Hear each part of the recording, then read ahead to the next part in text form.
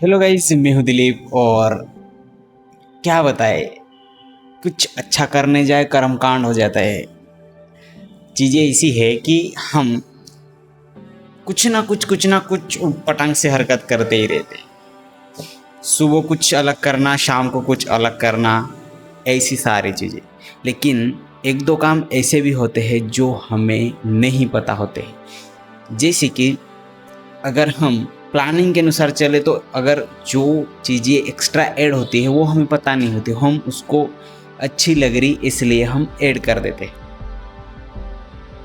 इसी तरह से कुछ चीज़ें हमें ब्रेक करने के लिए और हमारी चीज़ें थोड़ी सी डिस्टर्बेंस बनाए रखने के लिए कुछ एंटर भी करती है और कुछ अच्छाई के लिए भी एंटर करती है। मोस्टली अगर हम उसे अच्छे पॉजिटिव वे देखें तो वो हमारे लिए अपॉर्चुनिटी है, अगर हम उसको नेगेटिव वे देखें तो वो हमारे लिए क्या बोलते उसको वो है।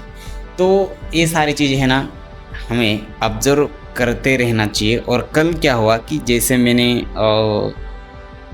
थोड़ा सा लेट सोया था तो सुबह जल्दी उठ गया। फिर तो चार पाँच घंटे नींद ली। और फिर बाद में सुबह जो काम करना था ऑफिस का, उसमें जो बैंड बजा मेरा, काम करते करते नींद आना, ये सारी चीज़ें। तो काम ऐसा है मेरा कि एक बार हम थोड़ी सी गलती हो जाए हमारे से, थोड़ा सा हम कुछ चीज़ें राइट डाउन करते करते अगर मिस्टेक हो गई हमसे, तो समझ ले उसको हम पेन घिस नहीं सकते, डबल पेन नहीं घिस सकते, कुछ ये नहीं कर सकते।